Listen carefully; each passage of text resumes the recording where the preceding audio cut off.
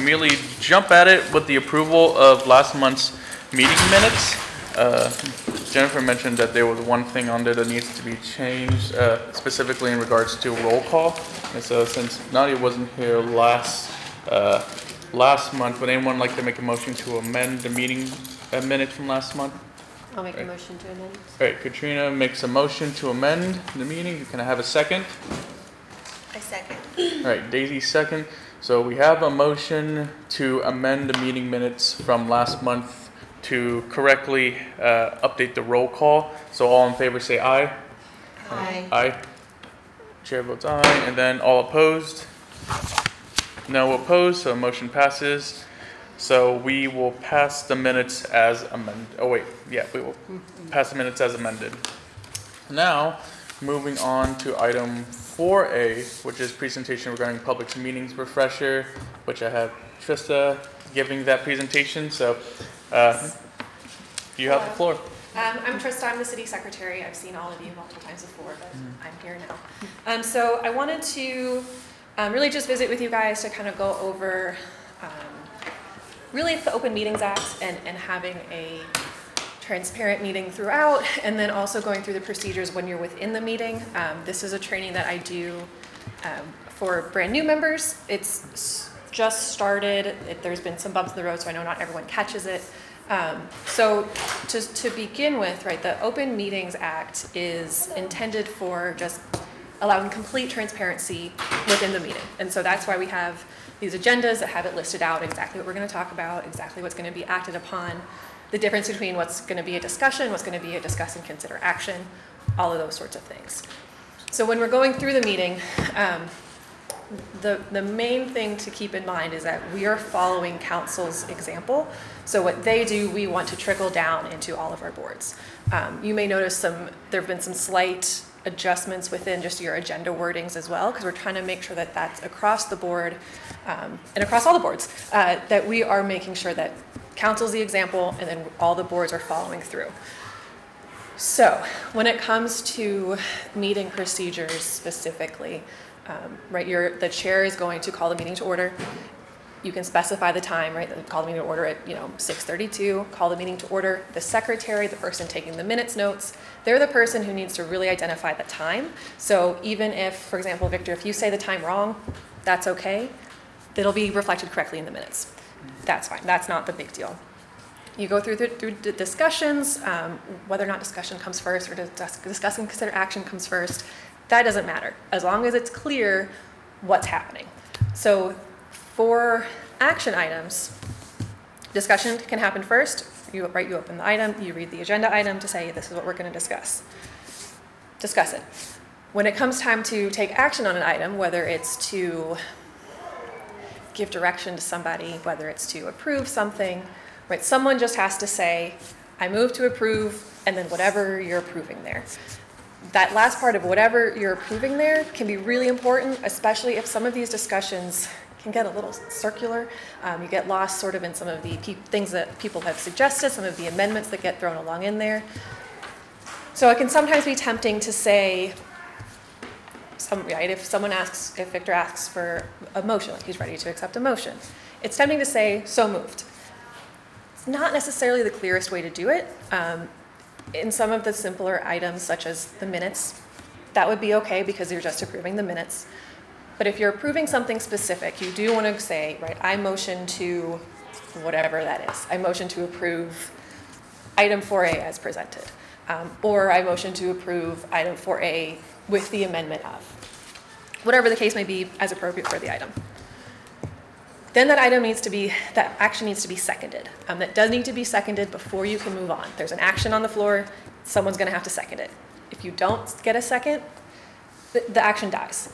Nothing happens. There's not going to be any vote. There's no follow through. And then someone else can make a new action. Theoretically, that someone else can make the exact same action. It doesn't matter, right? Something has to be seconded before it can be voted on. Once that second is received, so I move to approve, I second, at that point, if more discussion needs to happen, more discussion happens. That's absolutely fine. There's nothing stopping it. It can happen before the motion. It can happen after the motion. Once it's time to call for a vote, that's when discussion stops and vote goes through. Once one person starts voting at the chair's direction, right, ready for the vote, once one person votes, the vote has to continue. Discussion stops until the vote's all the way through.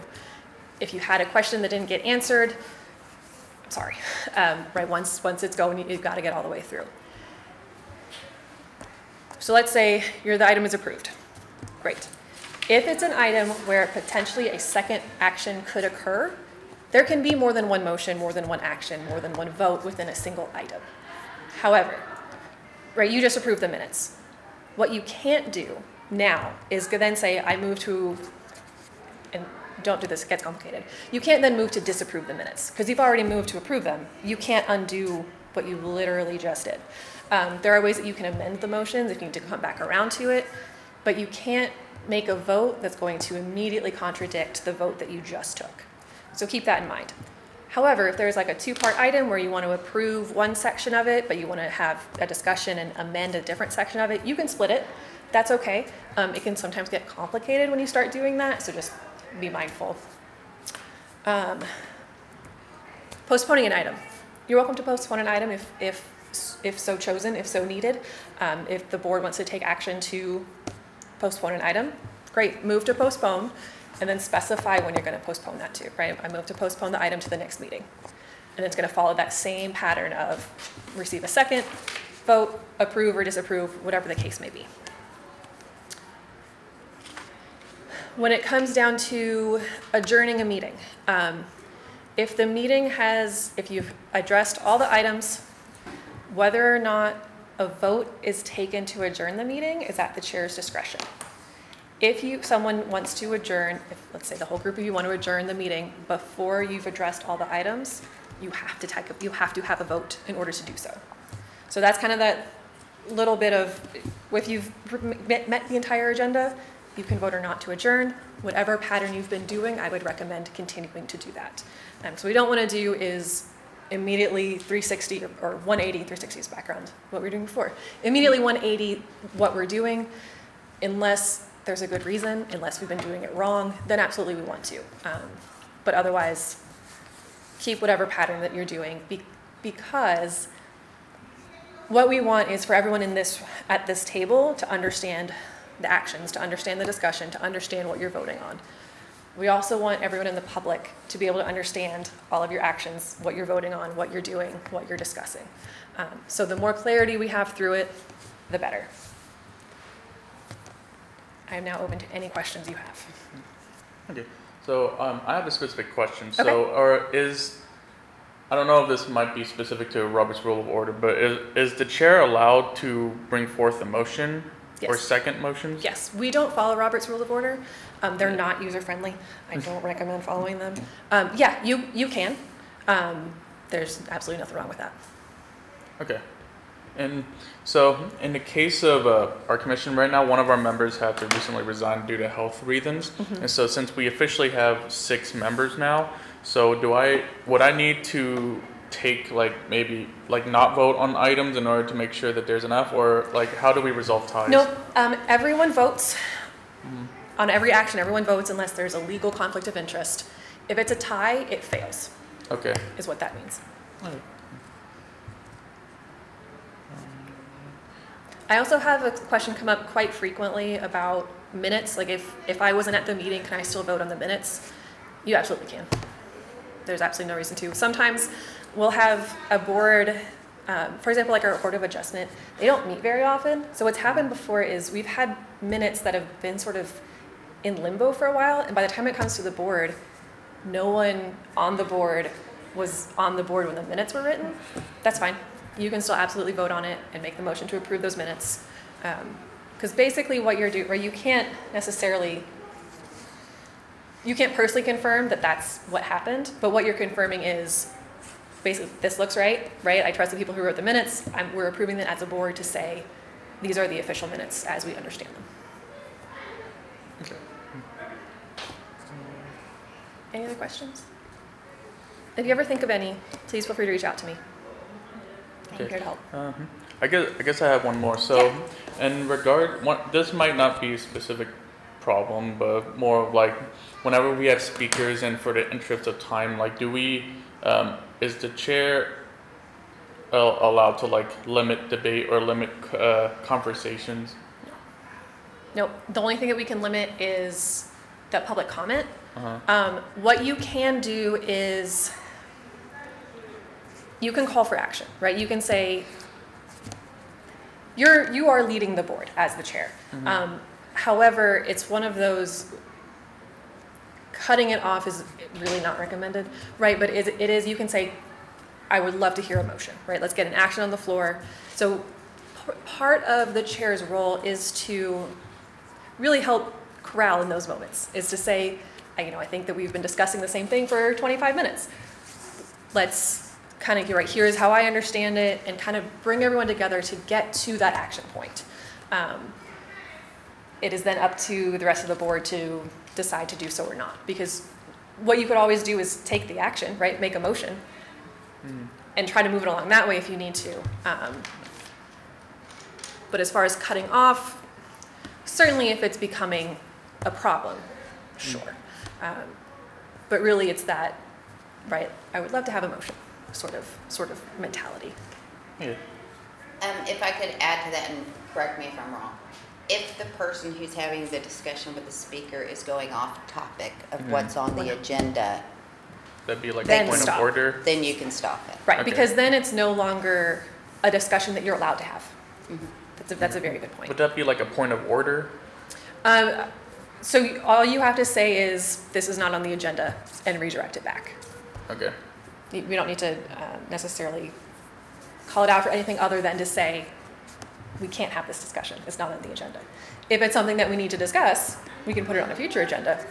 But yeah, if it's pulling off and into a direction that isn't specified.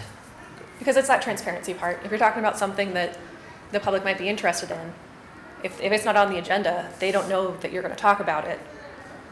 Technically, it's illegal. Okay. Do you all have any other questions regarding just conducting meetings?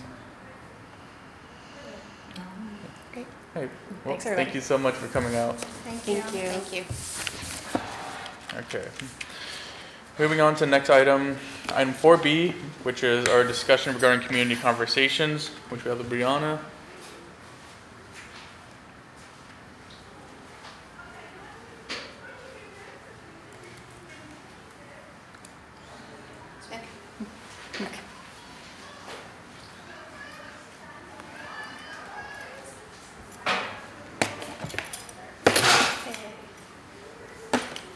Hi everyone, I'm Brianna, Assistant to the City Manager. You've heard me speak quite a few times now about community conversations or listening tours. We've kind of been interchanging those titles. What I wanted to do is kind of take us back to what we originally discussed to make sure that we're all on the same page. And so I'm just going to dive into kind of what the goal is of these community conversations. So the goal is a dedicated, intentional time for residents to exchange ideas in a community conversation about the city's future direction. So the idea is you go out to the residents, you open it up to all residents of Pflugerville to join you in the city to discuss topics about the city, and we'll get to those questions in a minute. And so this allows you to hear what the residents have to say and find where those gaps might be. Where we may identify inequities around the city. A while ago I gave an example about how if you have someone who lives near Stonehill say that their parks are amazing, and you have someone in Gatlinburg say that their parks are deteriorated and falling apart, from there we've identified a gap in our equity, right? And so then we can find some action items of maybe, well, I know we're already doing this, but a parks master plan, right? Things like that that can help shape some of those decisions. And so with the goal is those logistics. You had a packet that showed that, but I wanted to break it down on a PowerPoint so you could really see it. We have locations, times, and people. The idea is that the locations are dispersed throughout the community, so you're kind of going out to the community, and while you're inviting them in, the goal is that you're still in those areas that are reachable. Churches, maybe a park that an HOA is near an HOA, like a neighborhood park, community centers, mosques, things like that. And then the time should be mindful of working schedules, students, parents, retirees, where you're not just only doing it at 5 p.m., but maybe you have an 8 a.m. session, a Saturday session, a Sunday at noon when church is getting out. Times that would be most convenient for most residents to be able to join you. And then the people. The conversation should include a diverse range of residents. We don't want to just hear from one voice. We want to hear from many different voices. And what's really key about this is we want many different voices in the room, right? And so you don't want just one group in the room to talk about their perspective. But the reason why you want a diverse amount of people in the room to talk about perspectives is because it can bounce off ideas, right? If I hear one person say, man, I think the city should really focus on streets in their budget, well, someone else could go, you know what, I never thought about sidewalks in my neighborhood. It can spark ideas that if you only have one thought in the room, you don't get that diverse range of questions. So one question I want to ask you is, I'm going to go back to the goals, is if this goal is what you understood the goal to be, or if you, as an equity commission, had a completely different goal in mind when you heard community conversations, when you decided to move forward with it. Does this align with what you had in your mind? Mm-hmm. Yeah, so at least to my understanding of that, we were at least attempting to reach out to different groups so that we can try to encourage them to bring their community, or I guess their demographics, to the meeting. I think the thing that got confusing was that we still want to open up to the public, but we've had trouble with just like contacting like general groups, like reaching out to different churches, for example, or HOA boards. It just seemed there wasn't much interest in that. Okay. And so I'm going to ask a very blunt question. Is this something that the Equity Commission wants to carry on? I know the groups have changed, people have joined, have left, and so we just want to check in. Is this something you still want to take on? If you don't, that is okay. Our police department is willing to take it on as a project that they do and invite the Equity Commission to join in and sit in on sessions. So we want to give you that option of, if you're like, look, this isn't for us, I don't think we should be the ones carrying it forward, we want to give you that opportunity to say, no, we don't want to do it. Mm-hmm. I think it would be better for a police department to take it on and for us to join. I think having them would encourage a lot more people to actually come out too, as opposed to hearing like, oh, I'm from the Equity Commission. I think having just police department in general will be able to get more buy-in from the community. As for the two meetings that we kind of already have like planned up in the air right now, with one with Black Pflugerville and one with Pflugerville Pride, that's something that like I personally would like for the commission to continue moving forward with, just so we can talk to these demographics and hear their stories and hear their comments, concerns about living in the community. Of course, if the commission decides otherwise, that's, we can figure something else out, but those are at least my thoughts on just these community conversations and listening sessions. Oh, okay. So we'll have to put that as an action item for next month. Do y'all have any comments? So, having been part of this commission from the get-go, I feel like this is the direction this committee wanted to go from the very beginning. We wanted to have community input. We wanted to hear from persons outside of just this commission, right? Because we don't represent all of Pflugerville. Right, I think this is a goal that we should continue to have. I think, and unfortunate for my, because I didn't come in until March or April, because of, I had a little one, so I took a little break. But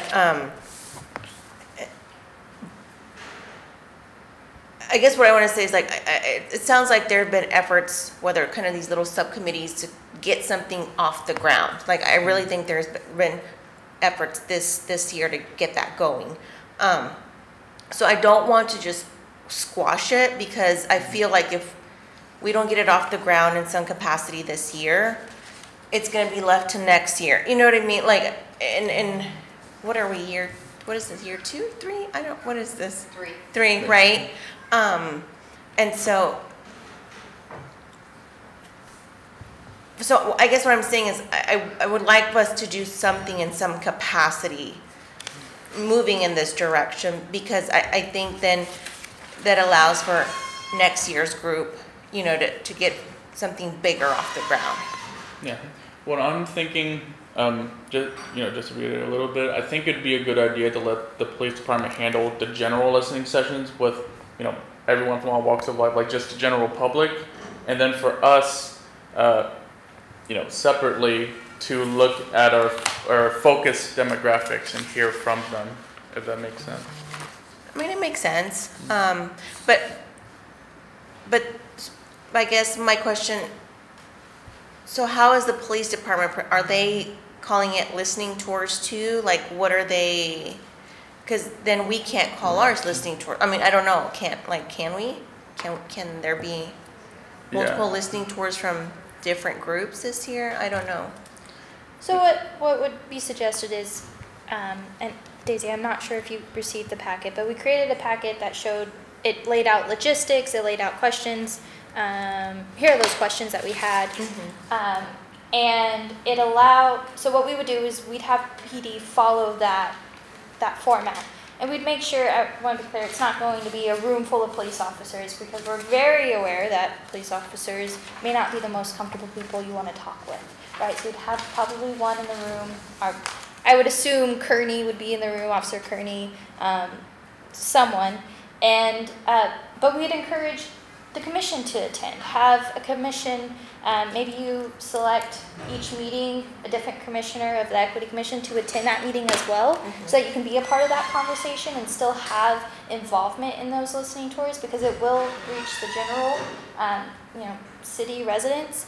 And if you as a commission want to invite different community groups to come and speak, that's certainly, I think, something that you could do differently and name it something else. But this idea is to go to the residents instead of having the residents come to us.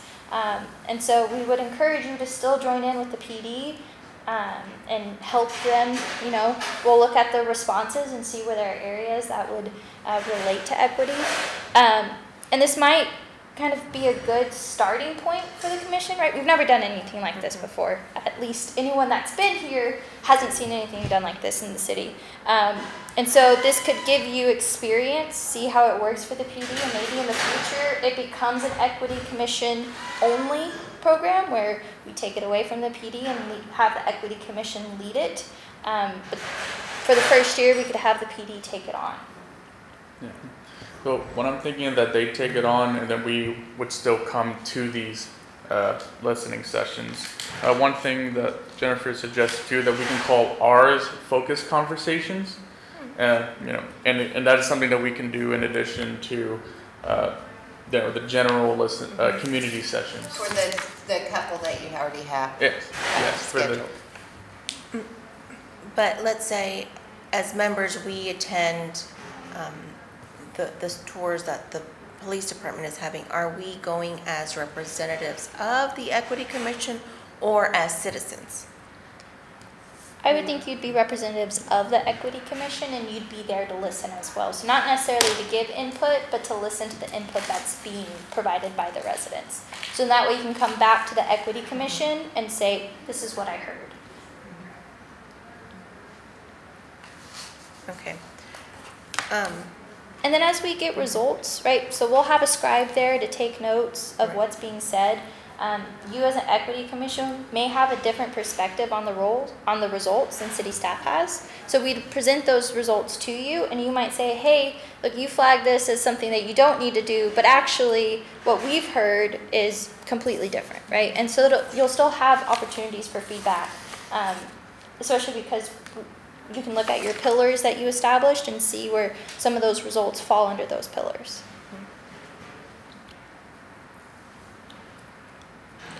Do you have any other comments?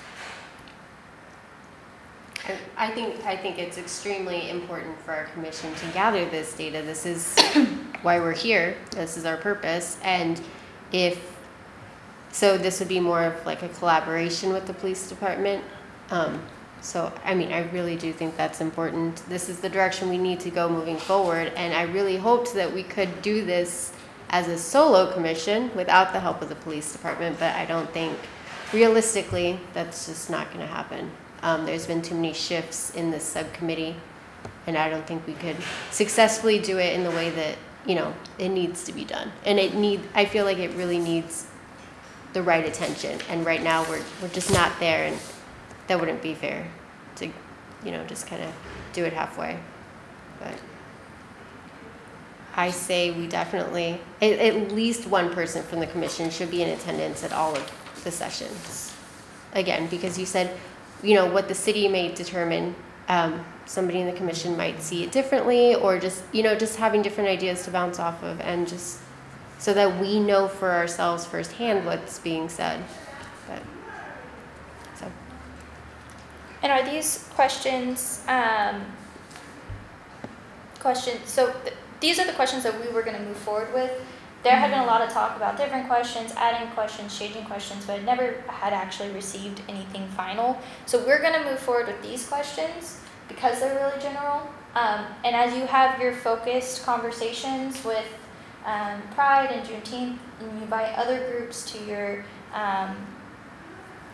meetings to speak with you, it may be good to kind of ask a few of these questions as well, just to kind of align with the listening tours, so that you're getting some feedback in the general areas as well. I'm not saying for your focused conversations you have to ask these questions, but it might be helpful for consistency to ask those questions.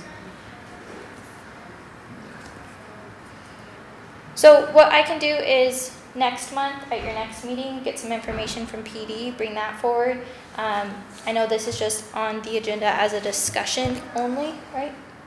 Yes. Yes. So at the next meeting, we can bring forward some information from the PD, a few more details, and then you can take final action there to decide. However, I think your Black Pflugerville discussion was on the 18th. Yeah, that's the date that they're available. Is there any way we could move it to June? I'll reach out to Alicia. Do you have any other questions? Anything you're curious about?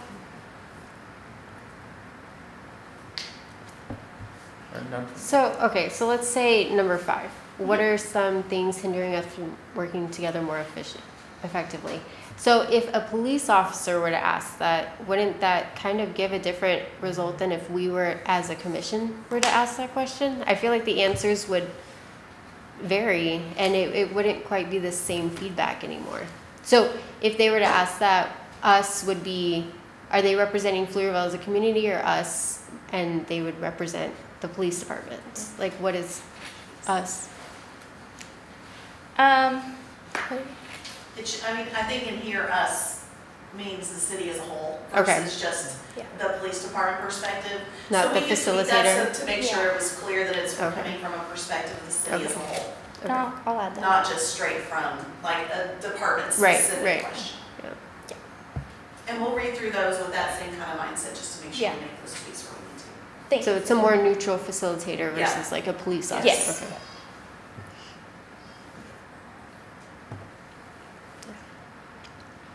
Any other comments from anyone? Okay. Well, thank you, Brianna. I hope we can have something more solid for you next meeting. All right. So finally, we are moving on to our last item, which is item 5A, is discuss and consider support for a city council in passing the Crown Act. So initially, I put this on the agenda because I was initially planning to simply congratulate council, but for some of y'all who don't know, City Council recently passed the Crown Act, which is a policy basically banning discrimination based off natural hairstyles.